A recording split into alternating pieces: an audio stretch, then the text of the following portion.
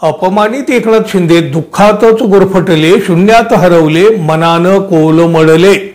या सगळ्या परिस्थितीमध्ये एकनाथ शिंदे यांना पश्चाताप होत असेल का? चूक झाली आणि उद्धव ठाकरे यांच्याशी आपण बेईमानी केली असं एकनाथ शिंदे यांच्या मनात येत असेल काय? पण बघा, वेळ निघून गेल्यावर पश्चाताप करण्याची काही अर्थ नसतो.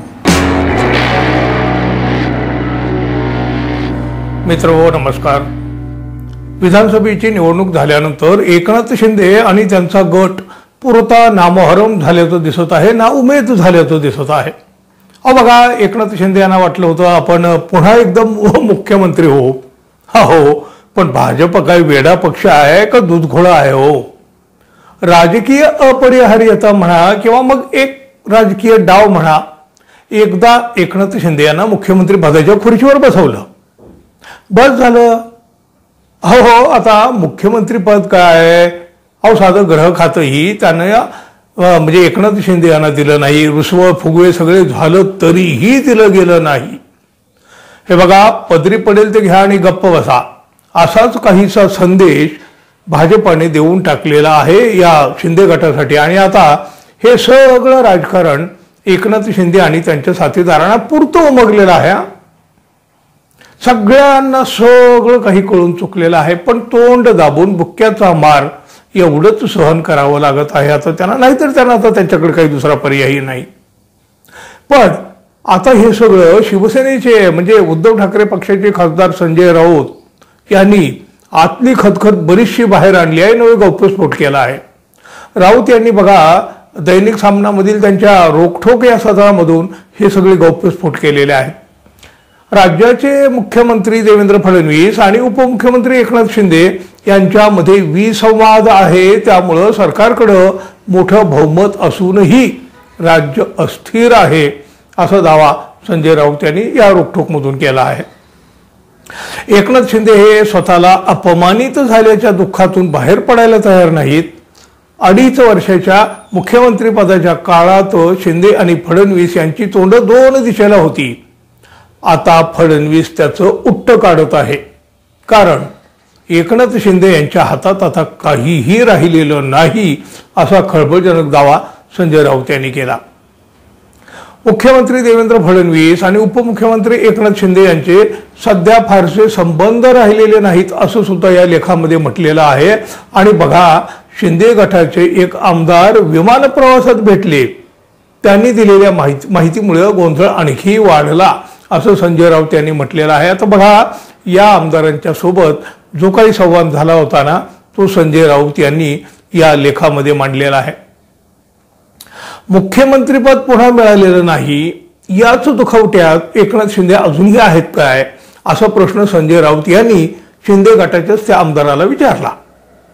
तेव्हा हे आमदार म्हणाले, ते म्हणजे एकनाथ शिंदे त्याच्याही पलीकडच्या समाधी अवस्थेकडे पोहोचलेले आहेत, शून्यात गेलेले आहेत. त्यावर संजय राऊत यांनी पुन्हा विचारलं, शिंदे यांना धक्का बसला आहे काय?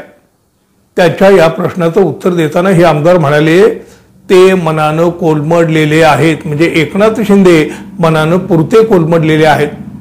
आता यावर बघा, संजय राऊतांनी पुन्हा काय झालं असा प्रश्न विचारला. त्यानंतर मात्र या आमदारांनी आतली बातमी अगदी उघड केली, सांगून टाकली. निवडणुका तुमच्याच नेतृत्वाखाली लढू आणि 2024 नंतरही पुन्हा तुम्हीच मुख्यमंत्री असाल, चिंता करू नका, निवडणुकीत सढळ हातानं खर्च करा असं आश्वासन अमित शहा यांनी दिलं होतं. शिंदे यांनी प्रचंड पैसा निवडणुकीमध्ये टाकला, पण शहा यांनी दिलेलं आश्वासन पाळलं नाही.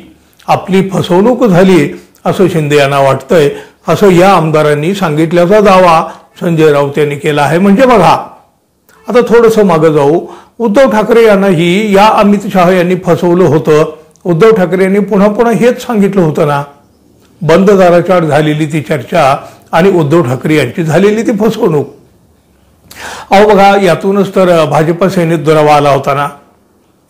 अनेकांनी उद्धव ठाकरे यांना खोटं ठरवण्याचा प्रयत्नही केला होता, पण तरीही ठाकरे हे शपथेवर सांगत राहिले आणि लोकांचा विश्वासही बसला. आता बघा, त्याचीच पुनरावृत्ती पुन्हा एकनाथ शिंदेच्या समोर. जशीच्या तशी फसवणूक एकनाथ शिंदे यांचीही झाली असल्याचं निदान संजय राऊत यांनी केलेल्या या दाव्यावरून तरी दिसत आहे. अलीकडे बघा, एकनाथ शिंदे यांच्या चेहऱ्यावरचं ते हास्य गायब झालेलं आहे.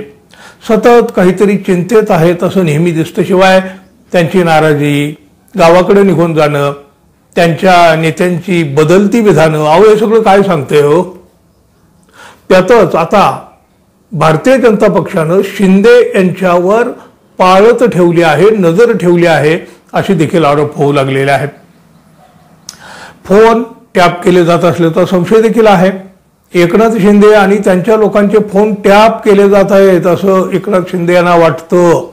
दिल्लीच्या एजन्सी त्यांच्यावर किंवा त्यांच्या हालचालीवर पाळत ठेवून आहेत असं शिंदे यांना संशय आहे. पण शिंदे यांची पुरती कोंडी झालेली आहे असं या आमदारानं सांगितल्याचं सुद्धा संजय राऊत यांनी म्हटलंय. शिंदे यांच्या बहुतेक आमदारांत आता चलबिचल आहे. त्यातील एक मोठा गट थेट भाजपात जाऊन देवेंद्र फडणवीस यांचं नेतृत्व स्वीकारण्याच्या तयारीत आहे. दुसरा गट एकनाथ शिंदे यांच्यावर दबाव आणीत आहे. झालं गेलं विसरून पुन्हा स्वग्रही परत निघू अशा चर्चा, स्वग्रही म्हणजे परत उद्धव ठाकरे यांच्याकडे, या जोरात चर्चा आहेत. पण केंद्रीय तपास यंत्रणांच्या भयामुळे, भीतीमुळे नेते निर्णय घेत नाहीत आणि गुलियन बारी सिंड्रोमच्या आजारासारखा हातापायांना आणि मेंदूला मुंग्या आल्याचा भास आता या सगळ्यांना होतोय. हे चित्र गमतीच आहे. शिंदे गटातले मोजके लोक मंत्री झाले, उरलेले पैसा आणि ठेकेदारीच्या उभेवर जगत आहेत. शिंदे या सगळ्यांचं नेतृत्व किती काळ करू शकतील असा रोखठोक सवाल देखील संजय राऊत यांनी केला आहे. रोखठोकमधून संजय राऊत यांनी विविधांगी असा प्रकाश टाकलेला आहे. बरेचसे मुद्दे त्यांनी प्रकाशात आणलेले आहेत आणि या सगळ्यातून एकनाथ शिंदे आता कसे एकाकी पडले आहेत हेच दाखवून देण्यात आलं आहे. या सगळ्या परिस्थितीत एकनाथ शिंदे यांना पश्चाताप होत असेल काय? चूक झाली आणि उद्धव ठाकरे यांच्याशी आपण बेईमानी केली असं एकनाथ शिंदे यांच्या मनात येत असेल काय? जरूर सांगा.